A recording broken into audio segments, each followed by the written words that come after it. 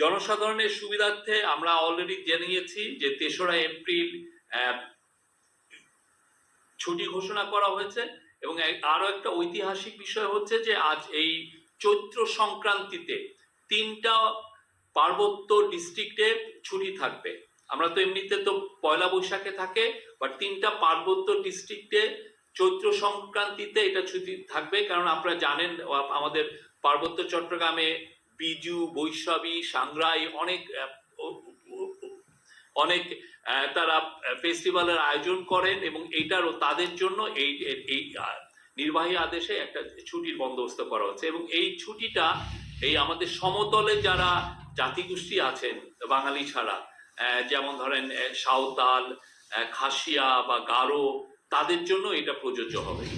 Home minister আজকে আমাদের home advisor lieutenant general Jahangir Alam Chowdhury তাকে ফোন দিয়েছিলেন এবং এটা আপনারা জানেন যে গত 31শে অক্টোবর টনি পার্ক বাংলাদেশে এসেছিলেন, তখন তার সাথে চিফ অ্যাডভাইজারের কথা হয়েছিল। চিফ অ্যাডভাইজার এই অনুরোধটা করেছিলেন যে যাতে বাংলাদেশের মানুষরা, বাংলাদেশের ন্যাশনালরা যাতে ঢাকার থেকেই ভিসা প্রসেসিং করতে পারে।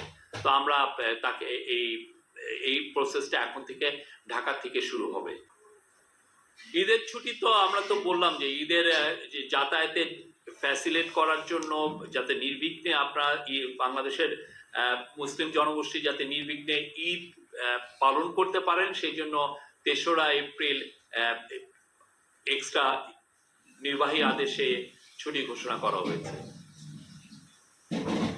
আর আজকে ক্যাবিনেটে জানানো হয় যে প্রায় 1,72,000 পজিশন খালি আছে এবং আমাদের চিফ অ্যাডভাইজার পাবলিক অ্যাডমিনিস্ট্রেশনের যে সেক্রেটারি তাকে বলেছেন যে আরো জানতে, যে আরো বিস্তারিত এটার উপরে জানাতে, যে কতটা পোস্ট খালি আছে এবং সেই ব্যাপারে সামনে কি কি মেজার নেওয়া যায়, কিভাবে রিক্রুটমেন্ট করা যায় সেটা জানার জন্য উনি এটা তাকে জানিয়েছেন, তাকে বলেছেন।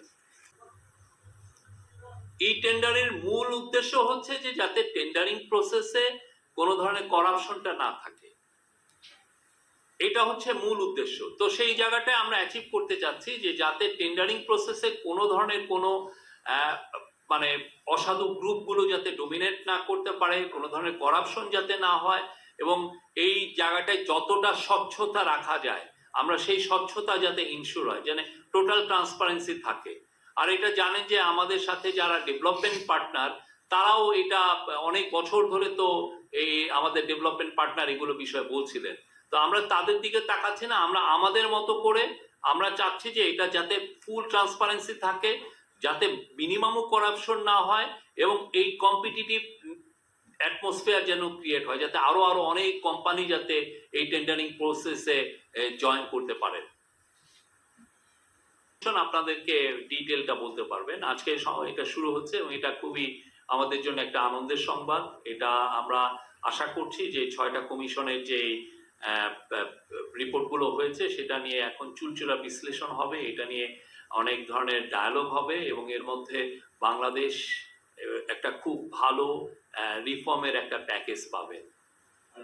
চিফ অ্যাডভাইজার যাচ্ছেন, এটা একটা হিস্টোরিক সফর হবে, আমরা এটা নিয়ে আপনাদেরকে বলেছি। একটা বিষয় হচ্ছে যে চায়না আমাদের এখান থেকে 3টা এগ্রিকালচার পণ্য খুব বড় আকারে ইম্পোর্ট করতে চায়, চাইনিজ অ্যাম্বাসাডার আমাদেরকে জানিয়েছেন। তার মধ্যে আম, কাঁঠাল এবং গুয়াভা, এবং এটা খুবই প্রফেসর ইউনুস এটা এর আগেও তাদেরকে উত্থাপন করেছিলেন। ওয়াংইর সাথে ওনার যখন ইউএন জেনারেল অ্যাসেম্বলিতে কথা হয়েছিল এই বিষয়টা উত্থাপন করেছিলেন। পরবর্তীতে চাইনিজ অ্যাম্বাসেডারের সাথে এই বিষয়টা আলাপ হয়েছিল, উনি বলেছিলেন এবং চাইনিজ অ্যাম্বাসেডার বলেছেন যে মানে একটু করেই করেছেন, একটু যোগ করেই যে আমরা এত আম নিব তোমাদের এখান থেকে, তোমাদের এখানে শর্টেজ হয়ে যাবে।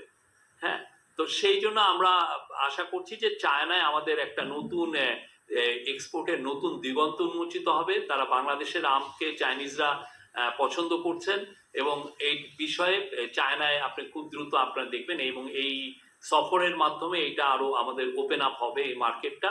এবং তারা চাইনিজরা খুব কাঁঠাল পছন্দ করেন, কাঁঠালটাও খুব বৃহৎ আকারে আমরা এক্সপোর্ট করতে পারবো। আর আমের ক্ষেত্রে যেটা হচ্ছে যে এটার স্যানিটারি ফাইটোস্যানিটারি অনেকগুলো যেগুলো স্ট্যান্ডার্ড মেনটেন করার জন্য এফএও পাও আমাদেরকে $4 মিলিয়ন দিচ্ছে।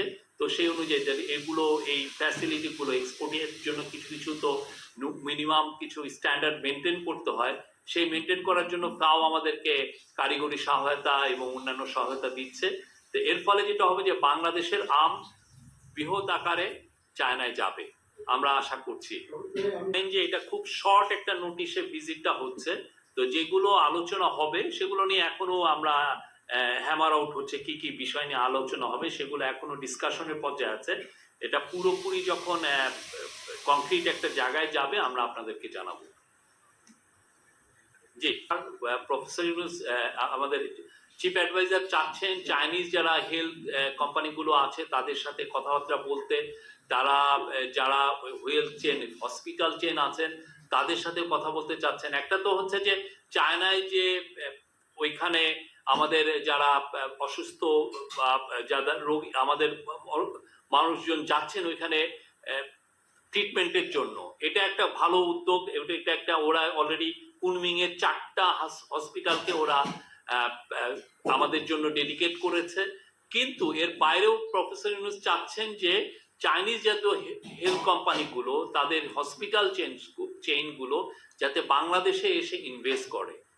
তাহলে হবে কি আমরা আমাদের জাস্ট দৌড়গোড়ায় আমাদের কাছে একদম তাদেরকে আমরা সার্ভিসটা টপ ক্লাস চাইনিজ হসপিটালগুলো খুবই নাম করা, এবং আমরা তাদের সার্ভিসগুলো খুব আমাদের সিটিতে ঢাকাতে বা বড় বড় সিটিতে আমরা এটা পাবো।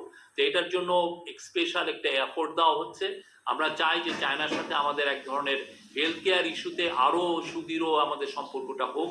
চাইনিজ হেলথ কোম্পানিগুলো চাইনিজ হেলথ কেয়ার কোম্পানিগুলো যাতে বাংলাদেশে এসে প্রচুর ইনভেস্ট করে, সেটা প্রফেসর ইউনূস এর আগে কয়েক দফা এটা বলেছেন, এবং এইবারের ভিজিটে এটা একটা ওনার টপ একটা প্রায়োরিটিতে থাকবে। আপনাকে আমি তো এইখানে যা আমি বলছি আপনাদেরকে, এটাও তো আমি যেটা বলেছি যে ওভারঅল একটা কথা বলছি, এটা নিয়ে আপনার আরো ডিটেলস আইন ও পার্লামেন্টারি অ্যাফেয়ার্স যে মিনিস্ট্রি তারা এটা নিয়ে বলবেন। আমাদের law advisor professor Asif Nazrul এটার উপরে আরো আলোকপাত করবেন, উনি অলরেডি করেছেন। আপনারা আমার মনে হয় ওই মিনিস্ট্রিতে থেকে এটা শুনবেন, এটা কি কি চেঞ্জ এসছে, কি কি ফাইনাল চেঞ্জ গুলো হয়েছে, এবং এটা এই পুরো লটা এই জন্যই করা হচ্ছে যাতে বাংলাদেশ নারীদের জন্য একদম নিরাপদ, ওয়ার্ল্ডের একটা ওয়ান অফ দ্য মোস্ট নিরাপদ যাতে দেশ হয়।